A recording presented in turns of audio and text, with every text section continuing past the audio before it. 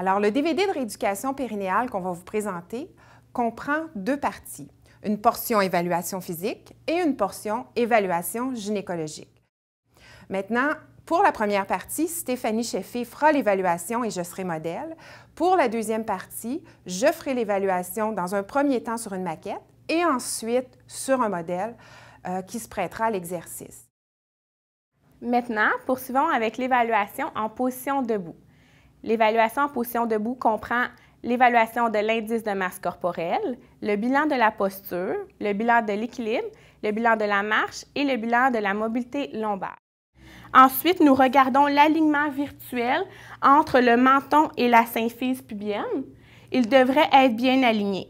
Si, par exemple, la patiente présente une protraction cervicale, ceci pourrait aussi contribuer à amener la pression intra-abdominale sur le plancher pelvien en antérieur.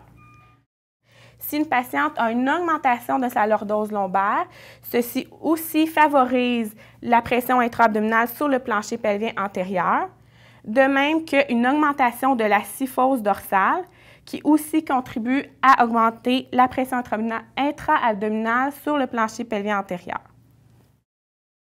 Maintenant, poursuivons avec l'examen en position assise. Madame Dumoulin? Oui. Tout d'abord, en position assise, nous évaluons la posture habituelle en position assise. Il est important de regarder l'appui des pieds au sol, la position du bassin et la position du rachis lombaire, dorsal et cervical. Il faut aussi demander à la patiente la mise en charge si elle se situe plus sur un côté que l'autre. Aussi, nous pouvons suggérer à la femme ayant des fuites urinaires en position assise de décoller la région dorsale de l'appui et de garder la lordose lombaire. Ceci stimule la contraction du plancher pelvien en position assise et aide à retenir les envies pressantes.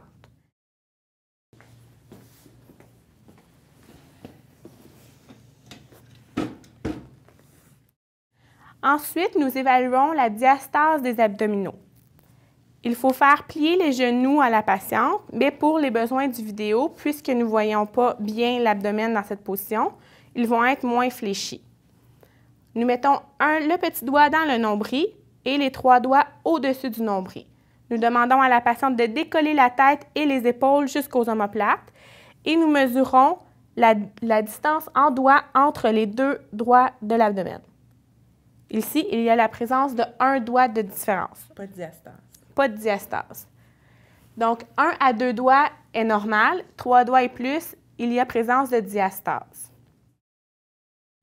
Donc, l'évaluation de la respiration se fait en 4 étapes, soit l'observation des déformations thoraciques, l'évaluation du patron respiratoire, l'évaluation de la mobilité et de la souplesse du diaphragme et finalement l'aspiration diaphragmatique. Maintenant, nous passons à l'aspiration diaphragmatique.